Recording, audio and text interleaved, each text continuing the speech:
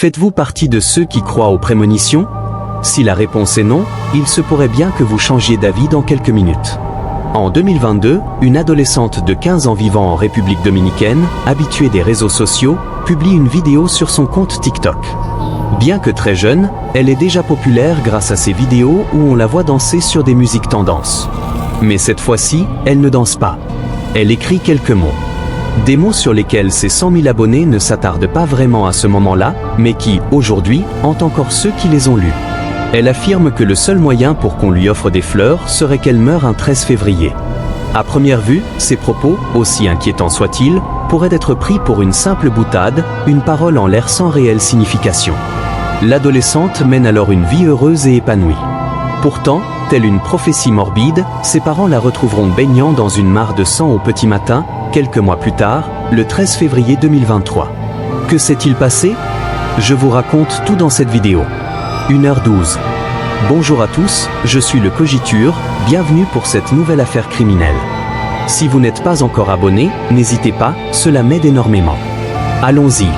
Située sur l'île d'Haïti, la République dominicaine est non seulement le deuxième plus grand pays des Antilles, mais aussi la destination la plus visitée des Caraïbes. Son climat tropical et la richesse de sa biodiversité attirent chaque année des visiteurs toujours plus nombreux, pour lesquels le pays investit des sommes colossales en complexes hôteliers de luxe, stations balnéaires et parcours de golf. On ne peut d'ailleurs parler de la République dominicaine sans citer Punta Cana, située dans la province de la Altagracia. Cette célèbre station balnéaire est connue pour ses immenses plages de sable blanc et son parc aquatique où l'on peut nager avec les dauphins. À une cinquantaine de kilomètres plus à l'ouest, en s'éloignant de la côte, se dresse la ville de Higüey. Moins connue que Punta Cana ou Saint-Domingue, Higüey n'en reste pas moins une destination prisée par de nombreuses familles, notamment grâce à ses deux universités qui font sa renommée. C'est le choix qu'ont fait Elidio Richier Castillo et sa femme Isabelle Richier il y a plusieurs années. Ils ont ouvert une petite épicerie qui tourne plutôt bien et leur permet de vivre confortablement avec leurs deux filles, Yurimar et Esmeralda. Esmeralda, la cadette, est une fille joyeuse et pleine d'énergie. Elle n'est encore qu'une adolescente, mais comme bon nombre de jeunes de son âge, elle passe plusieurs heures par jour sur les réseaux sociaux. On peut même dire qu'elle y est complètement accro. Cette forme de dépendance n'est pas sans danger pour les enfants et les adolescents, qui peuvent parfois perdre pied avec la réalité. Ils s'exposent aussi à des vagues de harcèlement ou de critiques gratuites, souvent responsables de dépressions graves. Heureusement pour elle, Esmeralda n'a jusqu'ici pas eu affaire à de tels individus. Les vidéos qu'elle publie chaque jour lui valent même un certain succès à sa petite échelle. On la voit exécuter quelques mouvements de danse, comme le font beaucoup de jeunes filles qui se filment en train d'enchaîner de courtes chorégraphies. Esmeralda, pour sa part, considère les réseaux sociaux comme un véritable tremplin. Elle les utilise dans le but d'accomplir un jour son seul et unique rêve, se faire connaître pour devenir mannequin. On ne sait pas vraiment ce qu'Elidio et Isabelle, ses parents, pensent de tout cela. Mais nul doute qu'ils ont dû mettre en garde plusieurs fois leurs filles sur les dangers de s'exposer ainsi, et tenter de leur imposer quelques limites. Surtout quand on sait que les Richier sont une famille très pieuse. Les parents, profondément croyants, sont connus pour être des pratiquants actifs de leur culte. Toutefois, loin d'être sectaires ou extrémistes, ils sont très appréciés par leur entourage et par les habitants du quartier. Avec leurs filles, ils forment une famille soudée et heureuse.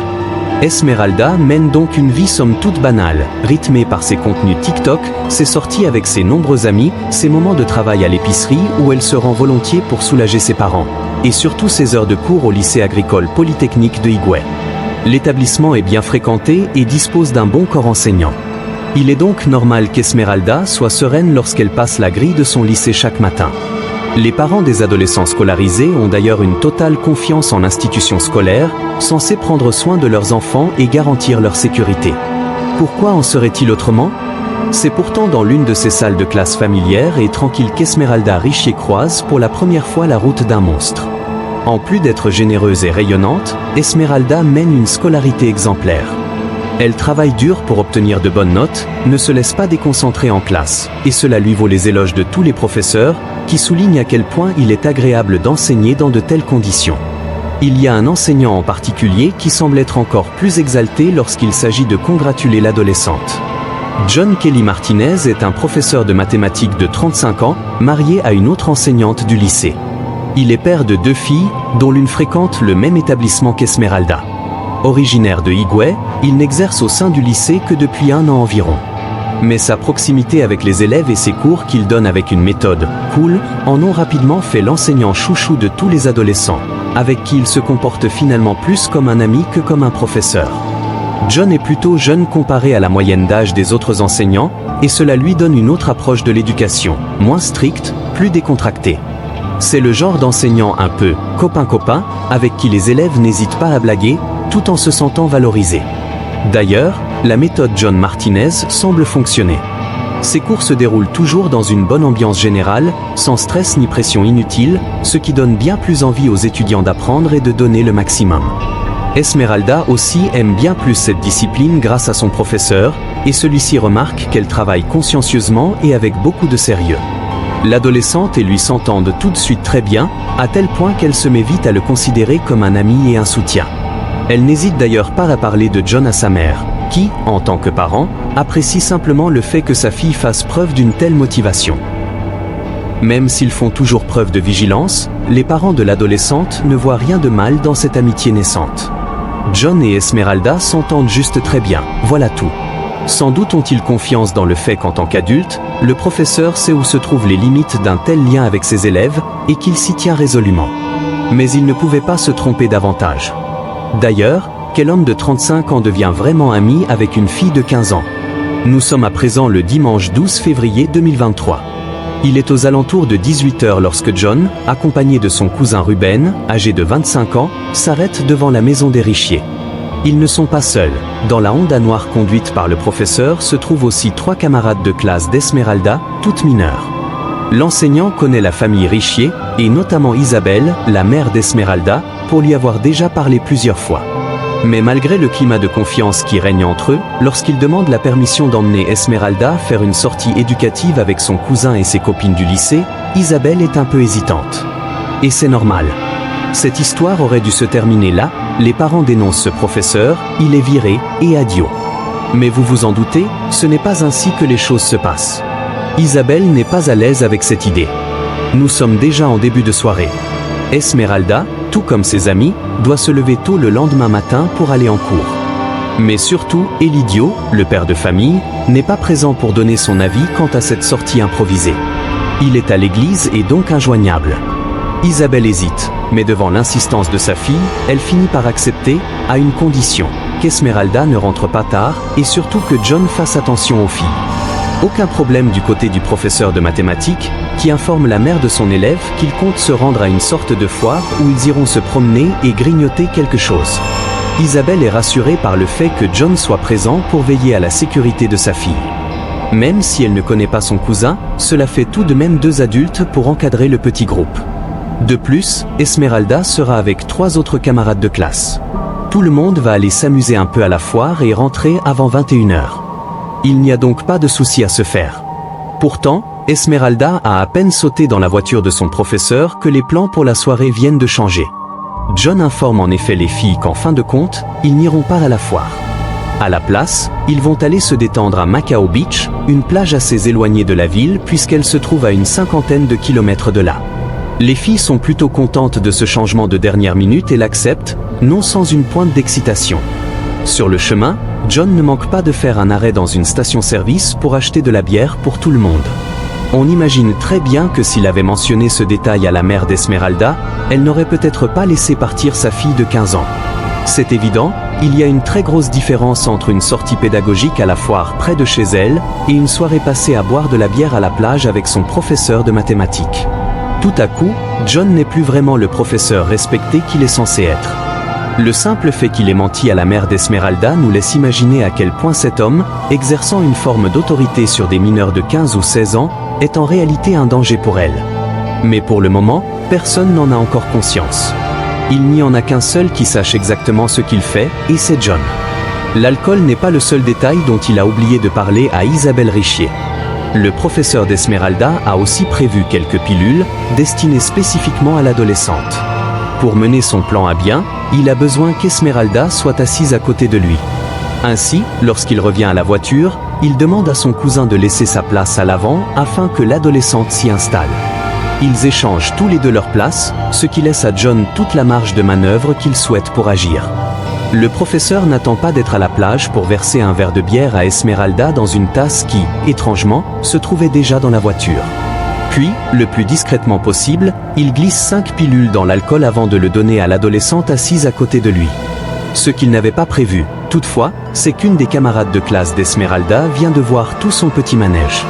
Malheureusement, peut-être par crainte de s'attirer des problèmes si elle se dresse contre un adulte qu'elle verra ensuite tous les jours au lycée, elle ne dit rien. Elle ne prévient pas non plus son ami, qui boit déjà une grande gorgée du dangereux mélange. Le petit groupe reprend finalement la route pour arriver à la plage un peu plus tard. On ne sait pas, à ce moment-là, si Esmeralda commence déjà à se sentir mal ou si les médicaments qu'elle vient d'ingérer ne font pas encore effet.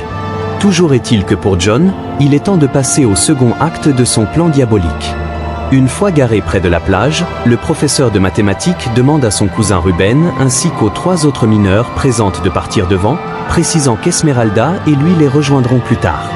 Encore une fois, ni les filles ni Ruben ne considèrent la situation suffisamment inappropriée pour intervenir et s'opposer à cette demande. Pas même l'ami d'Esmeralda qui a pourtant vu John verser des pilules dans le verre de cette dernière à son insu. Au lieu de cela, les filles ainsi que Ruben opinent simplement et s'éloignent, laissant l'adolescente de 15 ans ainsi que son professeur de 35 ans seul dans la voiture.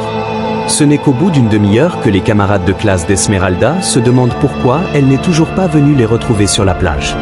Alors qu'elles interrogent Ruben à ce sujet, le professeur réapparaît et les informe qu'il est temps de repartir. Les filles échangent un regard surpris, mais se plient à l'autorité de leur professeur. Malgré tout, elles ne peuvent s'empêcher de se demander pourquoi faire tous ces efforts si ce n'est pour profiter 30 petites minutes de la plage, et surtout pourquoi Esmeralda n'est jamais sortie de la voiture. Les rumeurs qui circulent au lycée selon lesquelles l'élève et l'enseignant entretiendraient une liaison seraient-elles vraies ? Leur professeur n'aurait-il pas inventé cette fameuse sortie pédagogique que pour avoir une bonne excuse afin de se retrouver seul avec elle pendant quelques minutes ? Elles n'en savent rien, mais refusent de se mêler de ce qui ne les regarde pas. Tout le monde repart. Esmeralda y compris, qui n'a pas bougé de son siège avant, et ce pour une bonne raison, elle se sent terriblement mal. Nauséeuse, elle souffre d'intenses douleurs qui s'accentuent, accompagnées d'une très forte envie d'aller aux toilettes. Esmeralda supplie John de s'arrêter à une station-service avant d'arriver chez elle pour emprunter leur toilette. Il est 21h45 lorsqu'elle est capturée par les caméras de surveillance de la station, en train de se diriger vers les sanitaires.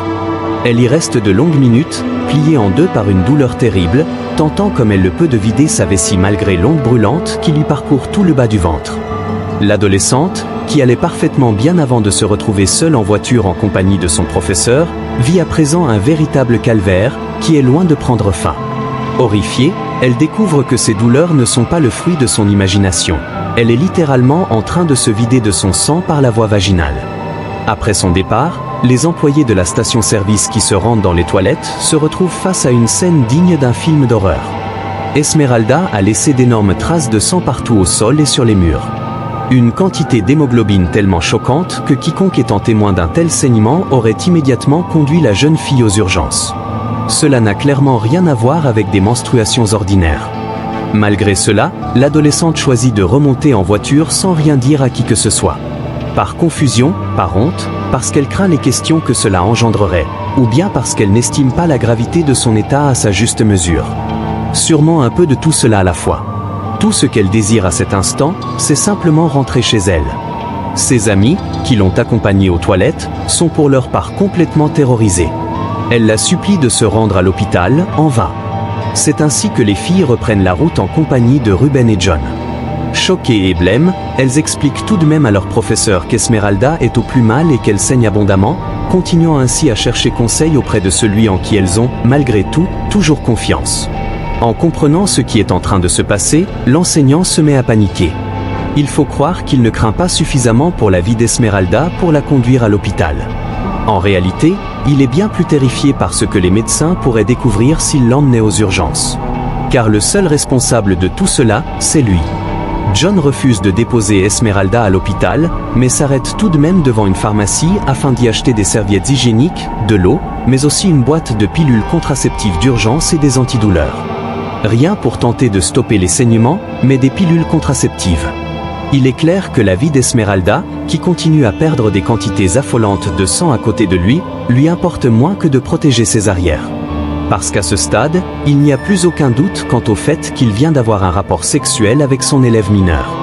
Il est à présent 22h30 et John n'a d'autre choix que de faire un nouvel arrêt pour acheter de nouveaux vêtements à Esmeralda. Ceux qu'elle portait sont imbibés de sang, et il ne peut décemment pas la déposer chez elle dans cet état, du moins s'il souhaite conserver son image de professeur respectable. Il est finalement plus de 23h lorsque John Kelly ramène enfin l'adolescente chez elle. Au vu de son état et du fait qu'elle ne souhaite rien révéler à ses parents, l'une de ses amies décide de passer la nuit chez elle pour être présente si elle avait besoin d'aide. Évidemment, Isabelle et Elidio Richier sont furieux de voir leur fille rentrer à une heure si tardive, sans qu'elle ne les ait appelés pour les avertir, et avec d'autres vêtements qui plussaient.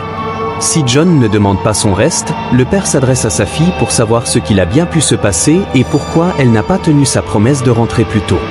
Esmeralda parvient à cacher son état aux yeux de ses parents, mais elle se sent tellement mal qu'elle n'a pas la force d'expliquer quoi que ce soit. Face à ce comportement irresponsable qu'ils ne reconnaissent pas chez leur fille, les parents ne décolèrent pas.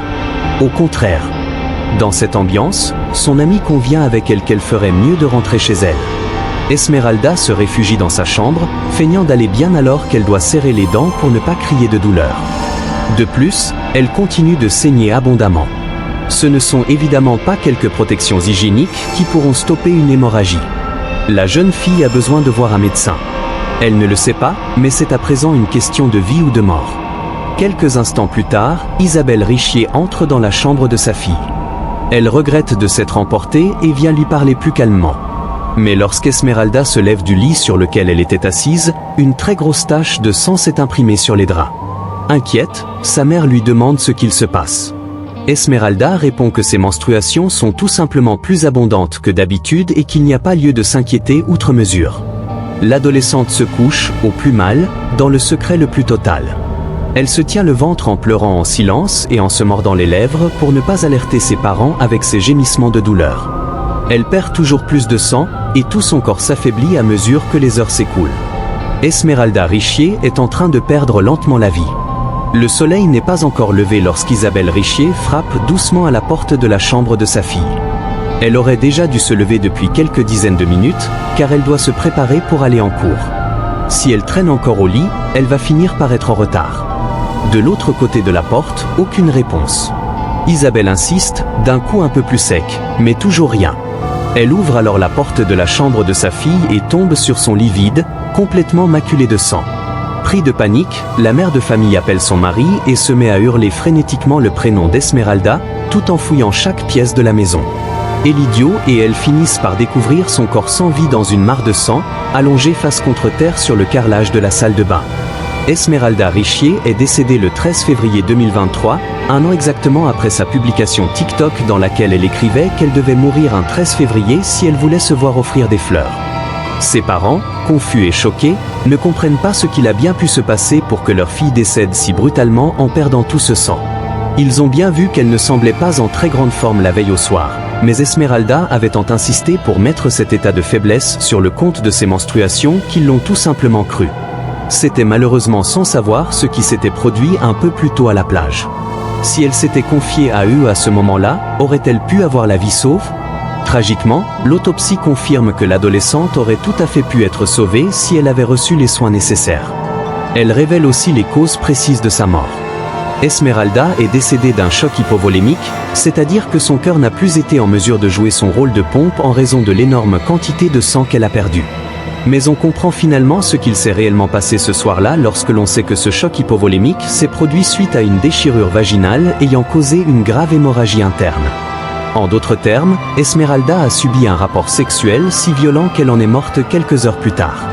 Le médecin légiste rapporte aussi la présence de traces de lacération sur ses parties intimes, ainsi que de contusions et d'hématomes sur tout son corps, laissant penser qu'elle se serait débattue. À travers ces détails sordides, la vérité saute aux yeux. L'adolescente s'est trouvée dans le viseur d'un prédateur qui a abusé d'elle lorsqu'ils étaient seuls dans la voiture, et ce avec une violence que l'on a du mal à concevoir.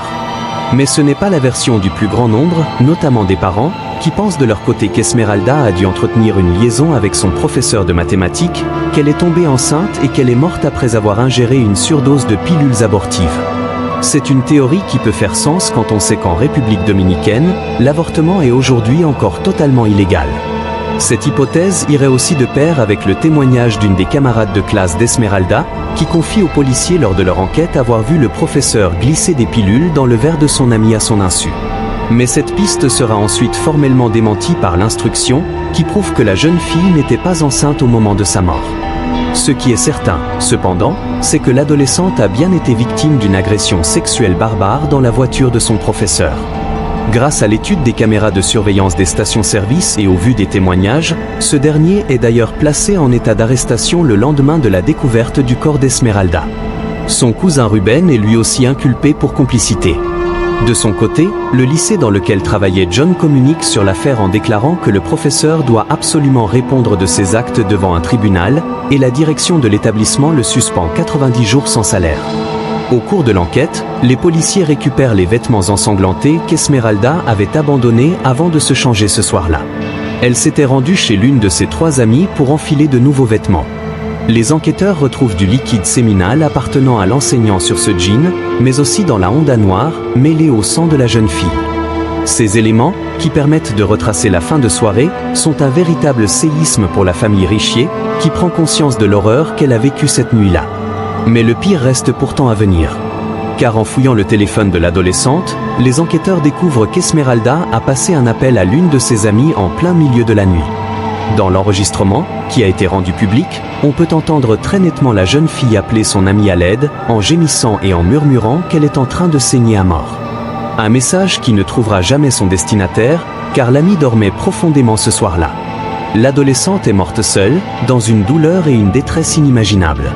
Ce détail tragique ajoute encore plus à la colère générale contre le professeur de mathématiques, qui visiblement avait bien planifié à l'avance de s'en prendre à l'une de ses élèves mineures ce soir du 12 février 2023, et qui a tout organisé afin de refermer son piège mortel sur la proie qu'il visait depuis longtemps.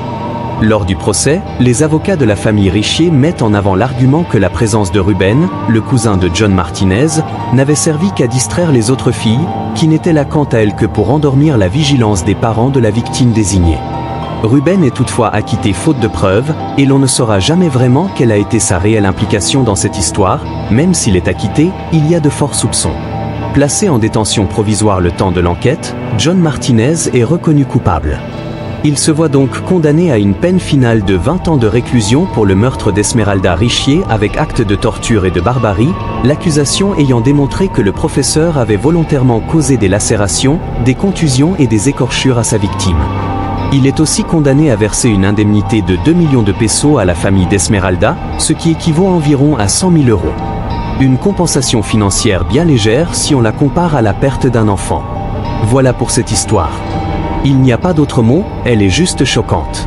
Si vous êtes arrivé jusqu'au bout, écrivez « Professeur » en commentaire. Si vous n'êtes toujours pas abonné, n'hésitez pas à le faire, cela m'aide énormément. Je vous remercie de m'avoir regardé, je vous dis à très vite. Bye.